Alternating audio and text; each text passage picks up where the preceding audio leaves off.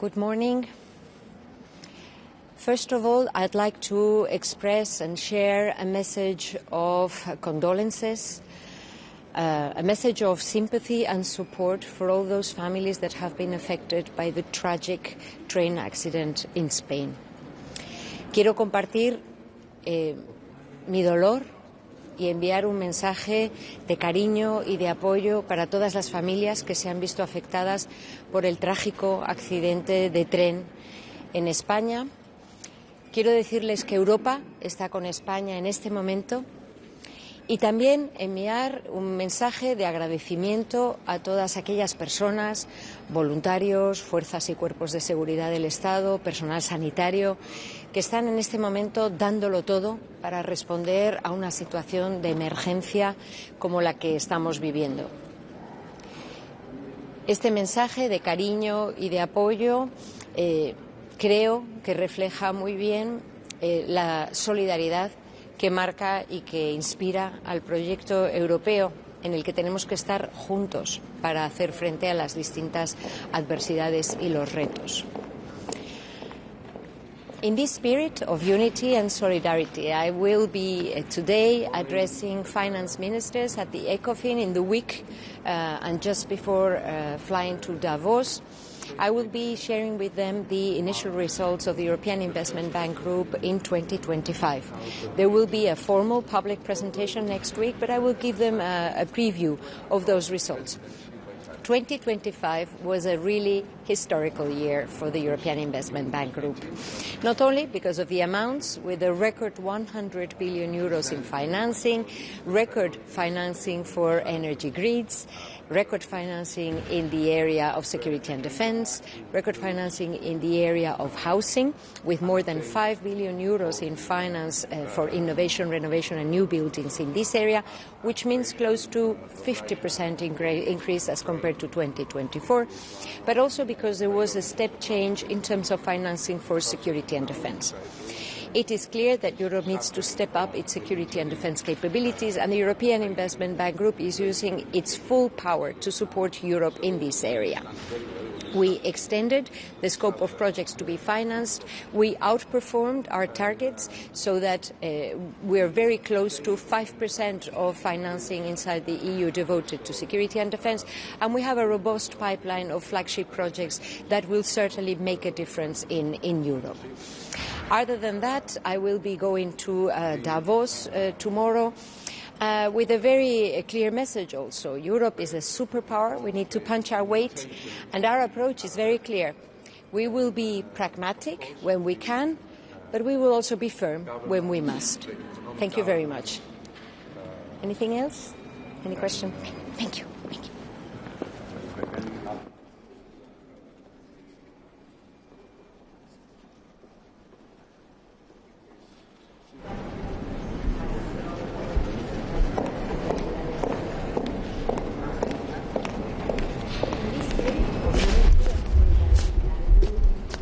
Good morning, Kalimera.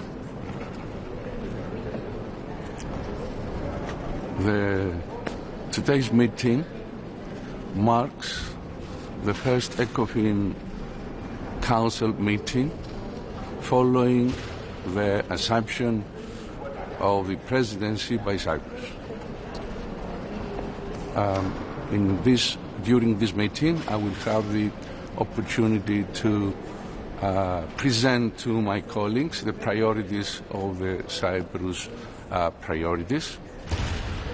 The agenda includes an update of the aggression of Russia against Ukraine. It is one of the main priorities of our presidency because, as you know, Cyprus is suffering from military occupation, invasion and occupation for 50 years now. So we understand very well what suffers the people of Ukraine. And the today agenda includes also the conclusions of the alert mechanism of 2026. the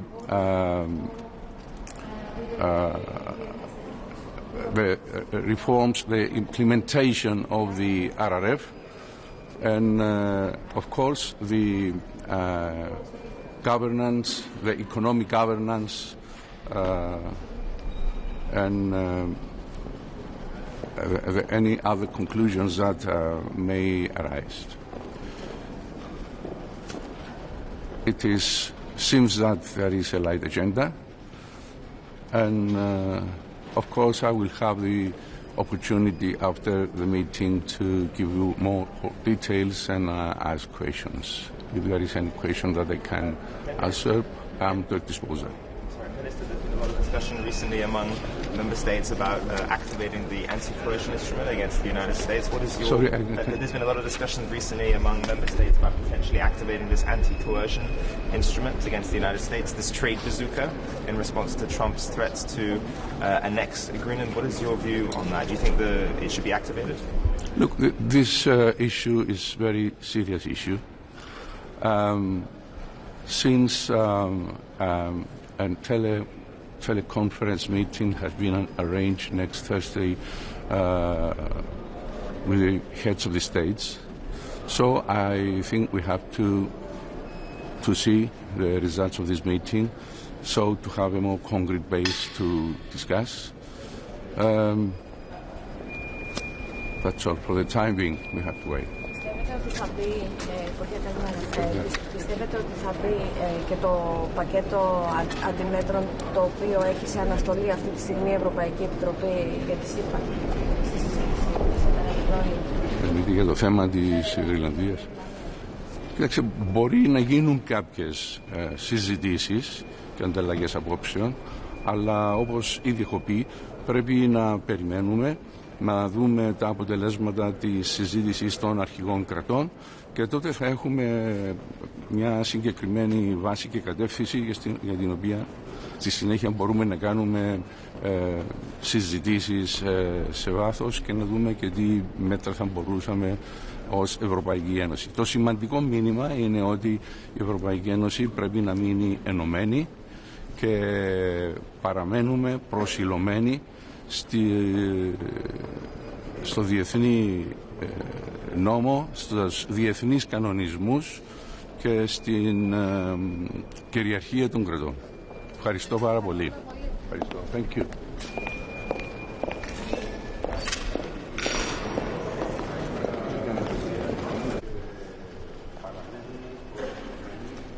Morning. Ukraine's topic is on today's agenda. It's of great importance since Putin intensifies bombing of Ukraine's infrastructure in the environment of very cold winter, and this bombing drives country to great crisis, great humanitarian crisis. And here today we with the ministers need to find the best solution for financial support, for the way to use the 90 billion loan in the most effective and timely manner to prevent the country running out of funds. From your opinion, is it real to finalize all this proposal and to send first money at the April? Yes, of course. But we don't have another option. Ukraine has to have a funding. The country has to be run, bureaucracy needs to run, military machine needs to run, infrastructure needs to be funded. Not finding a way to finance it is not an option, especially when the funds are allocated and ready to be used. Minister, yesterday before the Eurogroup you said that activating the anti-coercion instrument is premature. When would it not be premature in your view? I mean, if the tariffs came into effect on February 1st, would you then be okay with potentially activating this instrument? Or not? I think the response has to be unified, and first of all, other measures should be used before the coercion mechanism. It's like the 92 billion package or something like that, the one that was suspended? Whatever means that are a little bit smaller in scale of coercion mechanism should be used first. Okay. Thank you. Thank you very much.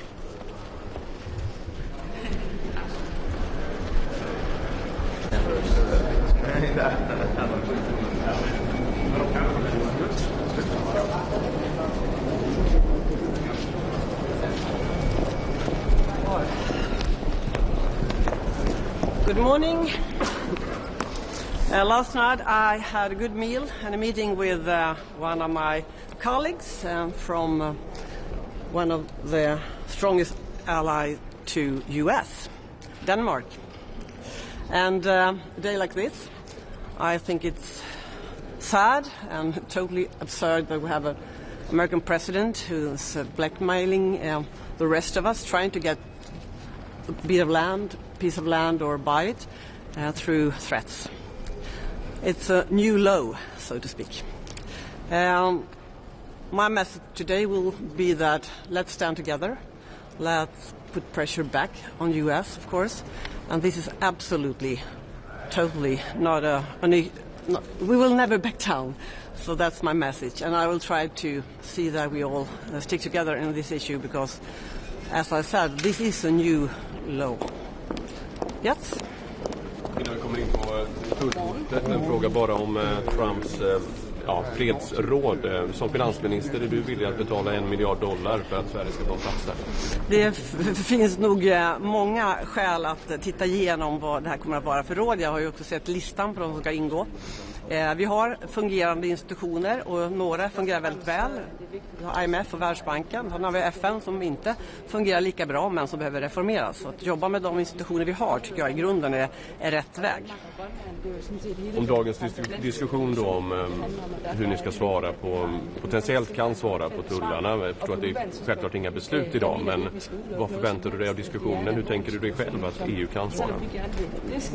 Jag tycker att det allra viktigaste just nu är ju att vi står tillsammans och att vi samlar oss. Även om det här hotet om höjda tullar inte gäller alla EU-länder så är det viktigt att stå tillsammans. Så att jag tänker att vi ska svara så hårt som möjligt utan att det också drabbar såklart svenska företag, svenska jobb. Vi kommer alltid sätta svenska familjer i första rummet, men vi måste ju sätta ett tryck. Och för mig handlar inte det här om ett handelskrig egentligen. Det här handlar om Grönland.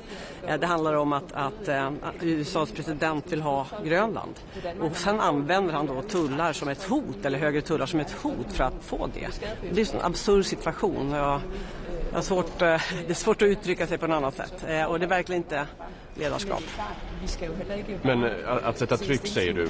Hur ska ni sätta det här trycket? Det är precis det som diskuteras för fullt just nu. Nu är det ganska nytt det här beskedet som Trump har gett. Men att vi ska svara och att vi ska svara på ett precis och starkt sätt är uppenbart. Det finns ju många olika verktyg i verktygslådan när det gäller handelspolitik. Apropå verktyg då, den så kallade bazookan.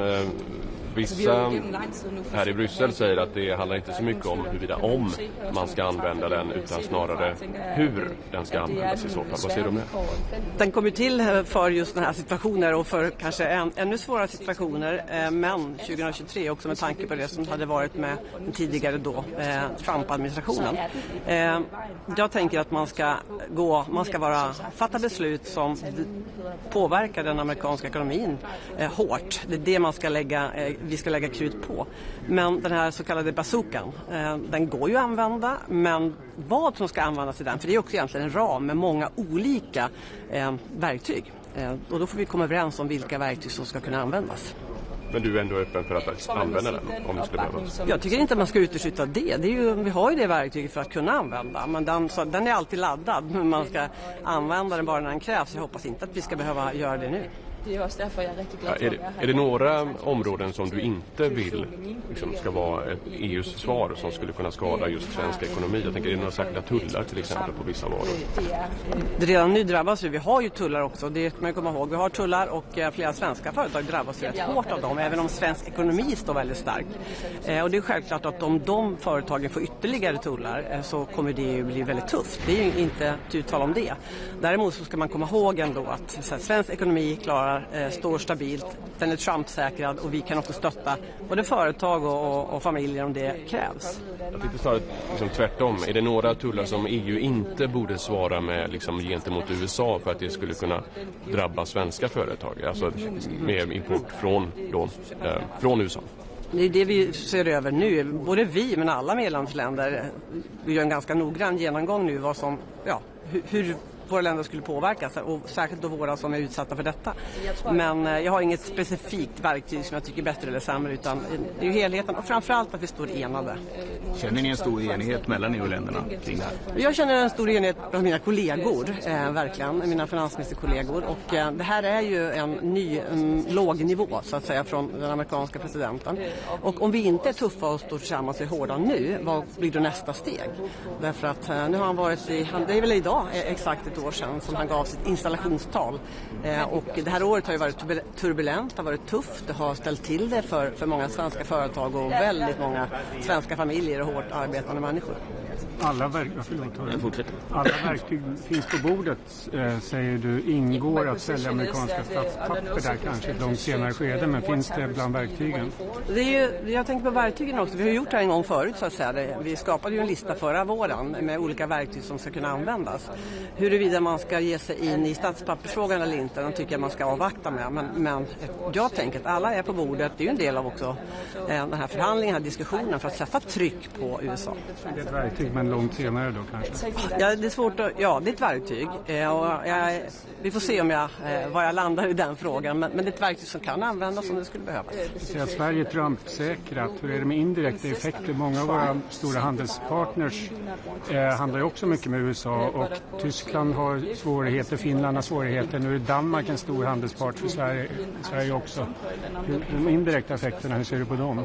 När jag säger Trump-säkrat så menar jag att vår ekonomi står väldigt stark. Vi har en låg statsskuld, vi har offentliga finanser i världsklass och vi kan agera utifrån det. Och vi gör ju också den här budgeten som just nu har börjat gälla, och den är ju en otrolig injektion i både hushållen som plånböcker men också ekonomin som helhet. Så klart, det är ju sätter fart på det hela. Sen nu får du ta tillbaka frågan. Förlåt mig. Ja, indirekta effekter. Tack så mycket. Jag tror att det finns indirekta effekter också genom andra länder, så typ Tyskland. Men jag säger ändå som jag sa ungefär för ett år sedan. Tullar, det är inte vårt största problem som land eller som ekonomi. Det är dåligt och det är skadligt och det drabbar företag. Men vi har så mycket annat att ta tag i Europa med produktivitetsförbättringar och så vidare. Och det som händer nu, när jag ser på den här situationen med Grönland som jag tycker är så otroligt absurd, det är väldigt lite handelspolitik för mig. Det är någonting helt annat. Det här är ju makt. Här visar presidenten försöker visa makt och styrka han vill ha Grönland. Så använder man just tullar som verktyg. Det kunde vara någonting annat nästa gång. Så det här är ju inte ett handelskrig i den bemärkelsen, med mitt perspektiv. Du säger att vi har utrymmen. Utrymme att... Fler än du här. Ja, jag har många frågor. Jag ska på passa på. Nej, men alltså att vi har resurser att sätta in om det skulle behövas. På vilka områden? För det blir förtroende som skadas i sådana fall. Hur får man upp förtroendet om sådana... Men ta bara det som hände för ett år sedan. Vi hade sett en återhämtning. Vi såg den i svensk ekonomi på slutet av 2024. Trump kliver in på banan och sätter igång det här tullkriget. Det påverkar den inhemska efterfrågan. Då har vi i år en väldigt expansiv budget som kan stärka hushållen, att man vågar konsumera, vågar tänka framåt. Och det är ju egentligen samma sak här. Budgeten för i år är ju inriktad och fokuserad utifrån ett sånt här läge att det är tufft i omvärlden. Och vi kommer inte få draghjälp från omvärlden, kanske tvärtom. Och det är därför budgeten helt enkelt är sammansatt som den är. Och det finns ju... Nej, men det beror på vad som händer och vilka behov som finns. Man måste ju veta vad som krävs där och då. Nu är det ju så att vi är inne i en lågkonjunktur som måste brytas. Lågkonjunkturen beror på låg inhemsk efterfrågan. Och det bryter vi med den här budgeten. Plus att vi stärker människors möjligheter såklart. Nu håller jag tyst. Vi ser hur Trump hela tiden kommer med nya utspel och flyttar fram sina positioner. Tycker du att EU borde ha agerat lite starkare tidigare? Det är väl... Det är självklart så att vi är 27 länder och det finns så här olika relationer med USA från början. Men jag tror väldigt starkt på att nu hålla ihop så mycket som det bara går. Därför att EU är ju en stark marknad om inte annat med fler konsumenter än den amerikanska ekonomin. Det kan också i sig, om vi står tillsammans så kan vi också sätta ett hårdare tryck. Men det är helt uppenbart tycker jag nu i den här frågan med Grönland att det kommer krävas så vi måste våga tänka en del andra verktyg och vi måste definitivt stå tillsammans för att vi vet inte vad som händer i nästa omgång så att säga, om det händer mer saker. Behöver EU bli tuffare mot USA? Jag tycker nog att vi har varit hyfsat tuffa, men vi måste också visa både i ord och i handling ett mottryck som känns. Hur tror du att det här får effekt på Ukraina-frågan och minskat fokus på den? Ja, det är jag orolig för. Och det är också en av de saker jag tänker säga idag. Därför att just nu så fokuserar vi alla. Det är som när 5-åringar spelar fotboll. Jag har 3 grabbar som spelar fotboll. Man springer på samma boll. Nu jämför jag ju såklart inte mig och andra kollegor med fotbolls-5-åringar. Men ibland är det så att vi liksom, det här får skymma sikten för det som är också annat som är viktigt. Till exempel då Ukraina-frågan. Och idag ska vi fatta beslut om det här lånet.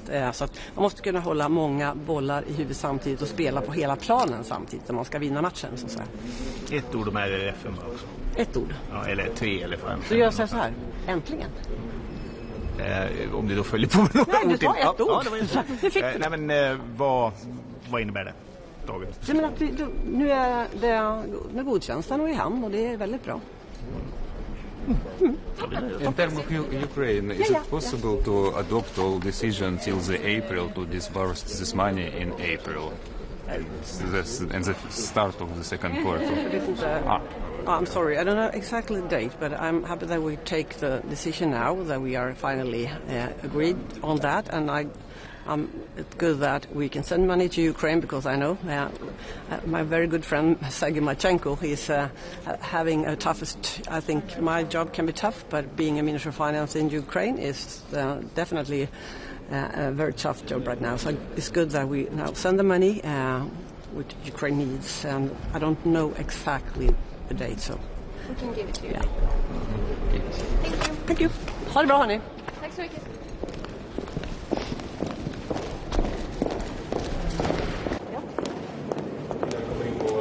Godmorgen. Vi har i går set den tyske finansminister være ude og foreslå eller åbne mulighed for både straftold og bruge antitvangsinstrument og andet i forhold til Donald Trump og Grønland. Hvor står Danmark i den sag? Altså først og fremmest så er det vigtigt for os, at vi har en meget tæt dialog med vores europæiske venner og allierede. Det her det er jo ikke et spørgsmål om kongeriget Danmark og Danmark og Grønland. Det er jo sådan set hele den transatlantiske relation, det handler om, og derfor er det vigtigt, at vi har en fælles tilgang og et fælles svar.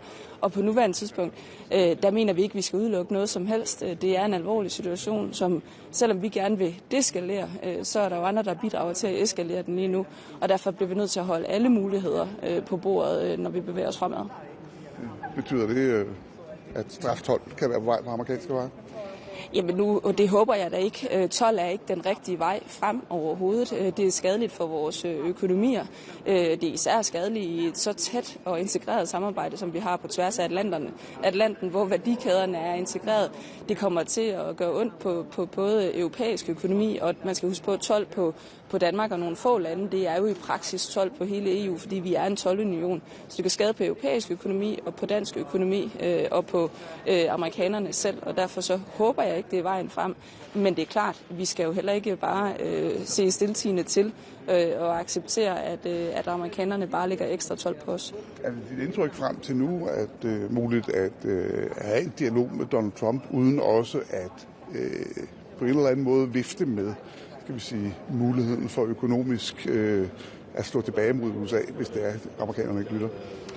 Altså, vi har jo igennem lang tid nu forsøgt at have en dialog, og der er ikke nogen tvivl om, det kan man jo se, også når man betragter det set udefra, tænker jeg, at det er nogle svære vilkår og omstændigheder, den dialog finder sted på. Det får os ikke til at opgive, fordi dybest set så ville det være bedst for os alle sammen, hvis vi lykkes med den dialog, og nu specifikt, hvor vi også taler om told, så er det ikke vejen frem bare at lægge mere told på. Men som sagt, vi skal ikke tage nogen muligheder af bordet nu. Vi bliver nødt til også at være klar til at slå tilbage, hvis det er det, der er brug for. Vi har de seneste 24 timer set dine kolleger fra Tyskland, fra Frankrig, fra Polen være ude og åbne for at slå tilbage mod USA. Hvad betyder det for Danmark at have den type opbakning?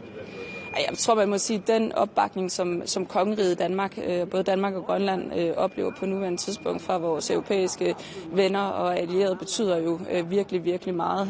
Og det er også derfor, jeg er rigtig glad for at være her i dag og have en chance for også at diskutere situationen med mine kollegaer i ECOFIN. Det, at vi har en mulighed for europæisk at stå sammen, det er helt afgørende. Og hvordan opfatter du sammenhold i jeres kreds? Jamen, jeg opfatter det faktisk som et ret stærkt sammenhold. Du henviser jo selv til nogle af udmeldingerne fra nogle af de store kollegaer omkring bordet. Jeg har en rigtig god dialog med mange af mine europæiske kollegaer, som hele vejen igennem det her forløb jo helt gennem det sidste år har fulgt det tæt, og som også er optaget af, at det her netop ikke bare er et spørgsmål om kongeriget Danmark og USA, men at det i virkeligheden handler om hele den transatlantiske forbindelse og den geopolitiske usikkerhed, de økonomiske konsekvenser, der er, og det synes jeg faktisk, der er en ret stor forståelse for. Så hvis dialogsporet ikke fungerer, og Trump gør alvor af sin trussel om at indføre 12 den 1. februar, så er du overbevist om, at EU kommer til at reagere? Altså, jeg tror i hvert fald, at vi vil se at der bliver brug for en eller anden form for svar. Der er jo i forvejen nogle antitolforanstaltninger eller nogle gengældelsestolforanstaltninger, der er sat på pause, som hvis man ikke gør noget, så vil de træde i kraft. Så der er jo en række muligheder på bordet, og som jeg sagde før, så skal vi ikke udelukke noget på nuværende tidspunkt. Og vi må også sige, at tiden er ikke længere til bare at håbe på, at det går væk. Vi vil søge dialogen, vi vil forsøge at lade være med at eskalere, for 12 er ikke vejen frem. Men vi bliver også nødt til at være klar til at svare igen. Sorry, Minister, can I ask some questions in English? I think you already addressed a lot of them in Danish. Yeah. But about the, so obviously a lot of countries are calling for the anti-coercion instrument. It seems like you want to call for dialogue first. Is that your position? Yeah, my position is that under no circumstances should more tariffs be the way forward. Having said that, then it's obvious that more tariffs will hurt both the European economy and the American economy, and the threats that we are facing right now towards both the Kingdom of Denmark and also the side effects for the European economy, the transatlantic relationship.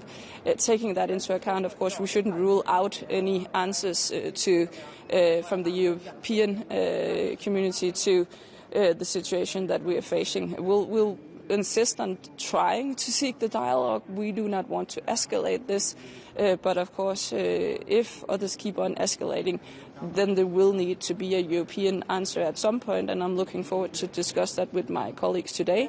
And there will also be a European Council meeting later this week. Yeah, and if the tariffs, I mean, again, I think you asked this question, but if the tariffs enter into effect on February 1st, would you then want to activate the anti-coercion instrument, or would you want sort of maybe to reactivate this 92 billion package that was suspended during trade talks last year instead?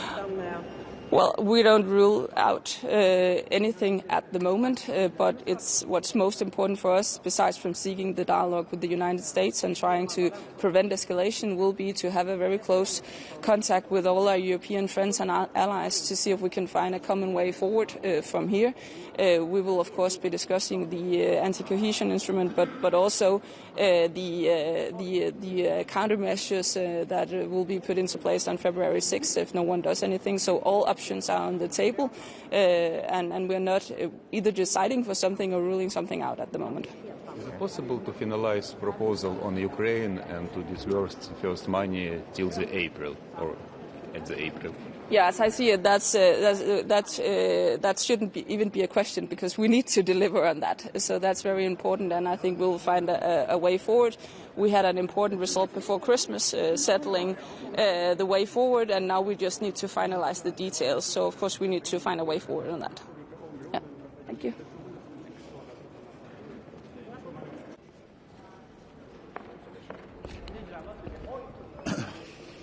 So, good morning. Looking forward for today's ECOFIN meeting. We have a busy agenda ahead of us. Well, first of all, Cyprus presidency will present its presidency work program, which I would say is broadly aligned also with European Commission priorities. So we look forward for a good cooperation with the presidency. Also, we'll continue to discuss economic impact of Russia's war of aggression against Ukraine. And under this point, I will also present a new European Commission's proposal for Ukraine loan support, amounting to 90 billion euros for this year and next. Also, we'll continue the work on recovery and resilience facility, adopting several revised recovery and resilience plans, because indeed the August this year deadline is looming, so it's important to finalize the revision of the plans and focus fully on implementation, and also today Council is expected to decide on excessive deficit procedure for Finland and set a new corrective path. Thank you. Greenland influence the speed of adoption support for Ukraine, and are you still sure that it's possible to adopt till April? Well, what we are aiming with this Ukraine loan support, we are hoping for a swift legislative process. That's obviously in the hands of co-legislators. That legislative process is concluded by early March, and that would allow us to start disbursements already as of April, as we had been planning. And in parallel, we are also working with Ukrainian authorities to prepare all necessary documents also from Ukrainian side. Ukrainian plan something?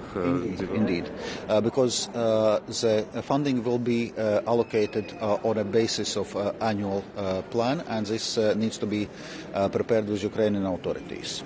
Thank you.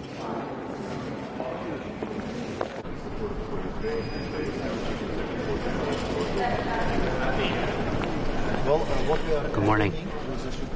The next number of days are really crucial when it comes to the EU-US relationship, and there is not an hour to spare.